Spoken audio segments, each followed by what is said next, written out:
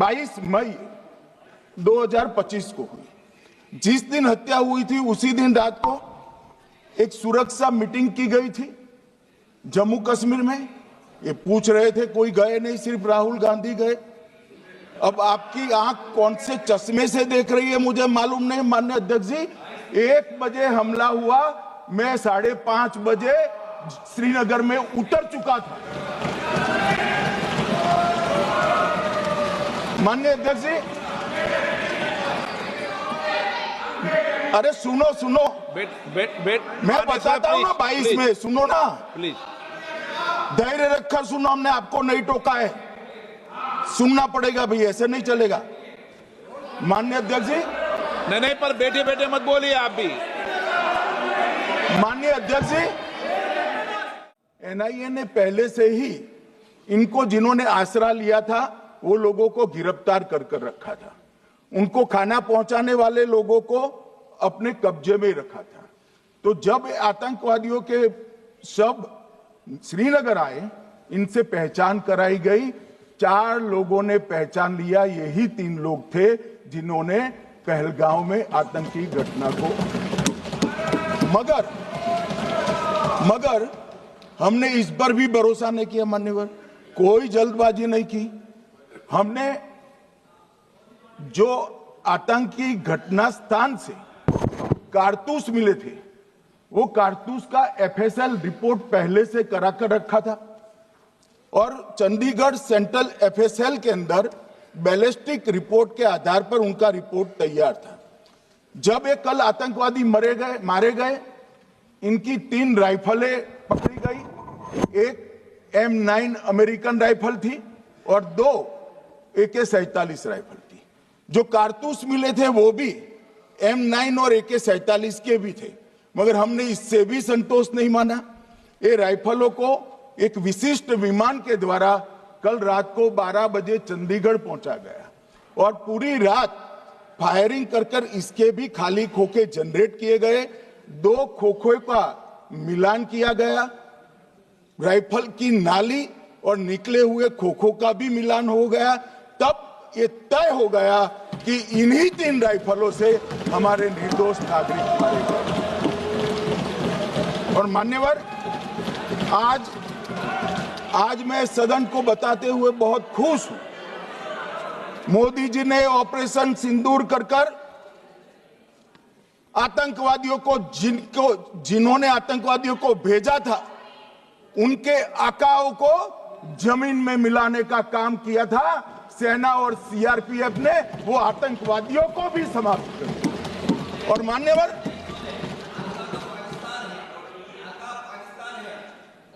कौन पाकिस्तान से आपकी बात होती है क्या? अरे बैठ जाओ भाई।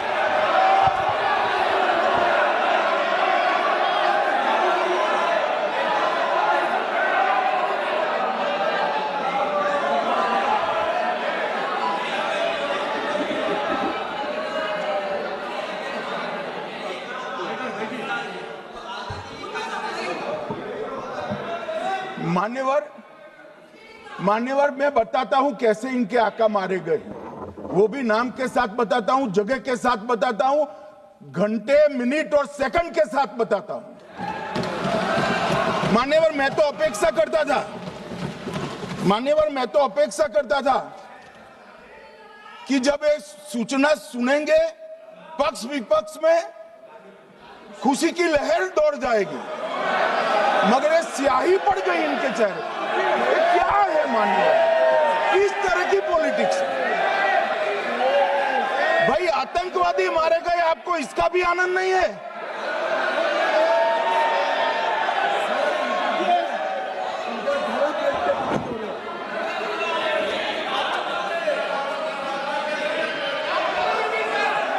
अखिलेश जी बैठ जाइए, मेरा पूरा जवाब सुनिए, आपका सब जवाब आ जाएगा। भाई आप आतंकवादियों का धर्म देखकर दुखी मत होइए।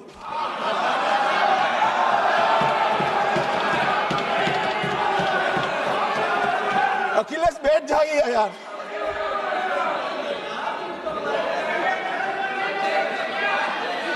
अखिलेश जी बैठ जाइए। मान्यवर, किसी को संशय रखने की जरूरत नहीं है। बैलिस्टिक रिपोर्ट मेरे पास है, मेरे हाथ में है, और 6 वैज्ञानिकों ने इसको क्रॉस चेक किया है। सुबह 4:46 पर फोन पर मुझे छेओ ने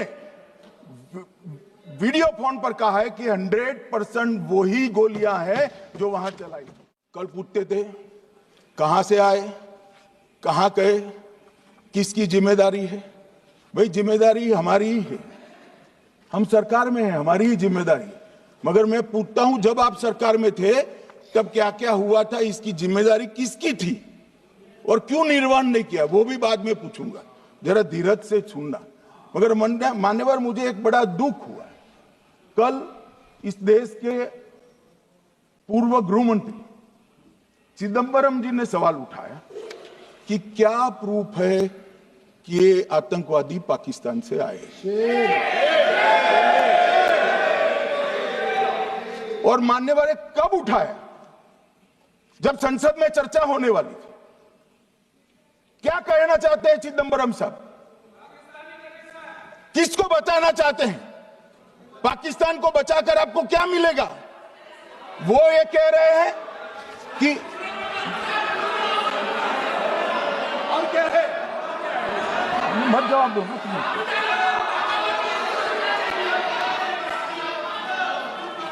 मान्यवर, हमारे पास, मैं आज चिदंबरम साहब को कहना चाहता हूं, मैं आज चिदंबरम साहब को आपके माध्यम से कहना चाहता हूं, हमारे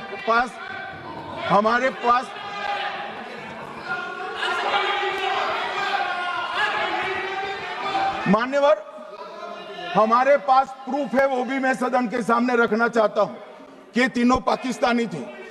3 में से 2 के पाकिस्तान के वोटर नंबर भी आज हमारे पास उपलब्ध है। मान्यवर, ये राइफलें हैं, ये राइफलें भी हमारे पास उपलब्ध है। इनके पास से जो चॉकलेटें मिली हैं, वो चॉकलेटें ढोक में से मिली, वो भी पाकिस्तान की बनाई हुई चॉकलेट है। मान्यवर, ये कहते हैं कि पाकिस्तानी नहीं थे, इसका मतलब पूरी दुनिया के सामने इस देश का एक पूर्व गृह मंत्री पाकिस्तान को क्लीन चिट दे रहा है।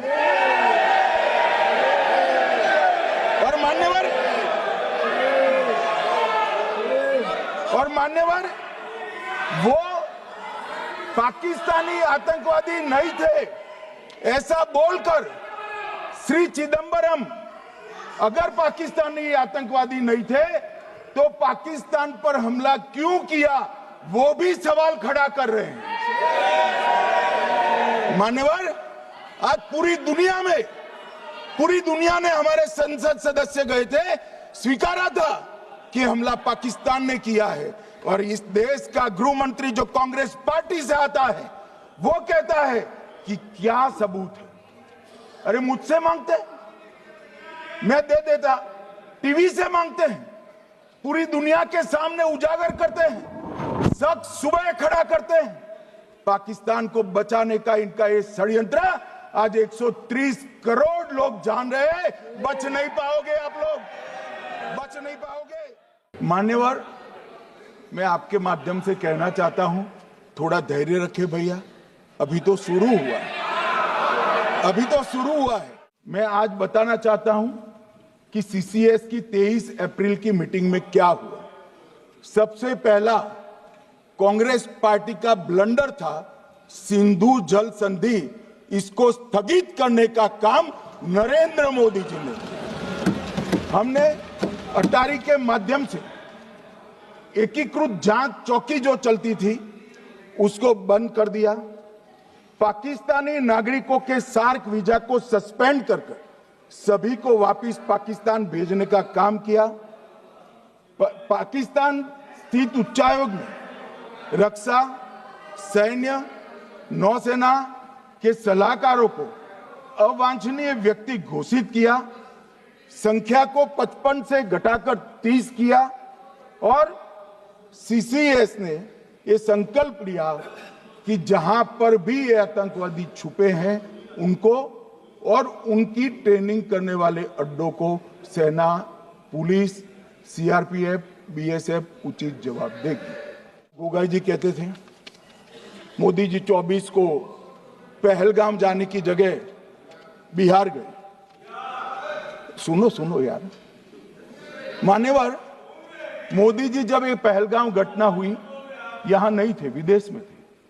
आने के बाद तुरंत सीसीएस बैठक की और मोदी जी जिस दिन बिहार गए उस दिन पहलगाम में कुछ नहीं, कोई नहीं था, सिर्फ राहुल गांधी थे।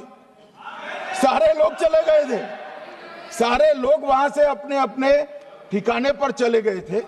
मगर इन्होंने एक बात कही, उस पर मेरी आपत्ति है मान्यवर। उन्होंने कहा 24 अप्रैल को चुनावी भाषण किया। मान्यवर, देश का नेतृत्व करने वाले देश के प्रधानमंत्री की फर्ज होती है कि देश की संप्रभुता पर, देश के नागरिकों पर अगर ऐसा जघन्य हमला होता है तो जनता की भावनाओं के अनुरूप जवाब देना चाहिए। मान्यवर, मैं आज आपकी परमिशन से मोदी जी के बिहार भाषण के कुछ अंश पढ़ना चाहता हूं। कोट अनकोट है। 22 अप्रैल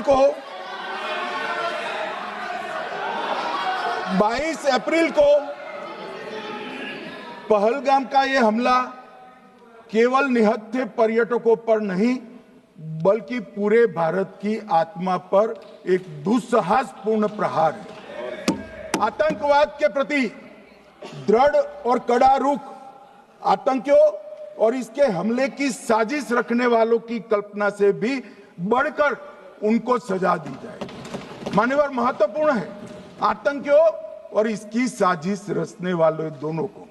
आतंकियों की बची खुची जमीन भी मिट्टी में मिलाने का समय आ गया है। 140 करोड़ भारतीय इस बात के लिए एकजुट है कि आतंक के आकाओं की कमर तोड़ दी जाएगी। भारत हरेक आतंकवादी और उनके समर्थकों की पहचान करेगा, उनका पता लगाएगा और उन्हें दंडित करेगा। आतंकवाद कभी भी भारत की आत्मा नहीं तोड़ पाएगा। न्याय सुनिश्चित करने का मैं हर संभव प्रयास करूंगा। अनकोट। अब इसमें किसी को चुनावी भाषण दिखाई पड़ता है तो उसकी समझ शक्ति पर बहुत सारे सवालिया निशान लग जाते हैं। ये चुनावी भाषण नहीं है, आतंकवाद के खिलाफ लड़ने का 140 करोड़ भारतीयों का प्रतिघोष है जो मोदी जी ने वहां दिया।